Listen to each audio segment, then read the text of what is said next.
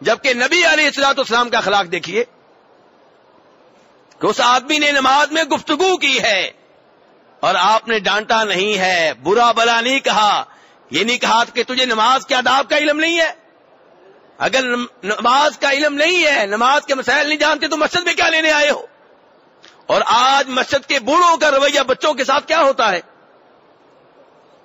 اگر کسی بوڑھے کے ساتھ بچہ کھڑا ہو گیا نماز میں تو بچہ شرارت کبھی کر لیتا ہے، تو اب بوڑھے کی کوشش ہوگی کہ دوبارہ یہ مسجد میں داخل نہ ہو، نماز بے شک چھوڑ دے۔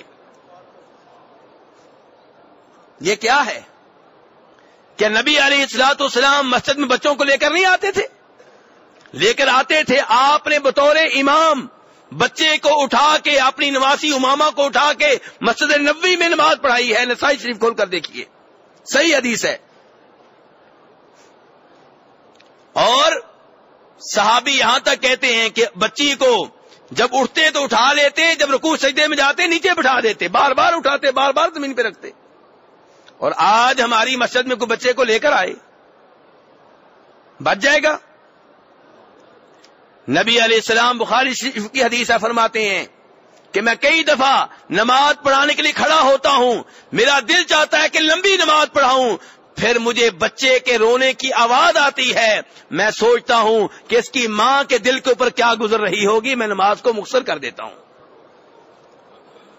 کیا اخلاق ہے؟ نماز مختصر کرتے رہے، اللہ کی عبادت کو مختصر کر دیا۔ ان ماؤں کو جھاڑا نہیں ہے کہ بچے لے کر کیوں آتی ہو مسجد میں، ماؤں کو جھاڑا نہیں ہے، انہیں ڈانٹا نہیں ہے۔ یہ اخلاق ہے نبی علیہ السلام کا۔ اور ہم لوگوں کو من گھڑت روایتیں سناتے ہیں، جی مسجدوں کو بچوں سے بچاؤ، یہ من گھڑت روایت ہے، سب بیان کر رہے ہیں۔ بخاری مسلم کی روایات کہتی ہیں کہ نبی اسلام بچوں کو لاتے رہے، لوگ بچوں کو لاتے رہے اور کبھی آپ نے روکا نہیں ہے۔ ان بچوں کو اگر مسجد میں آنے کی عادت نہیں ڈالیں گے تو نماز کی عادت کیسے پڑے گی؟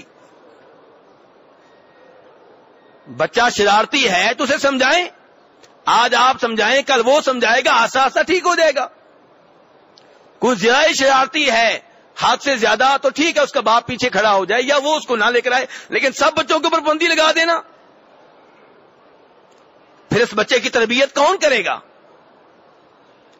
تو کہنے کا مطلب یہ میرے بھائیوں کہ نبی علیہ الصلوۃ والسلام کی تعلیمات بڑی شاندار ہیں، یہ اسلام کا بہترین نمونہ ہے۔ یہ وہ اسلام ہے جو اگر آپ کافروں کے سامنے پیش کریں گے تو مسلمان ہونے کے لیے تیار ہو جائیں گے۔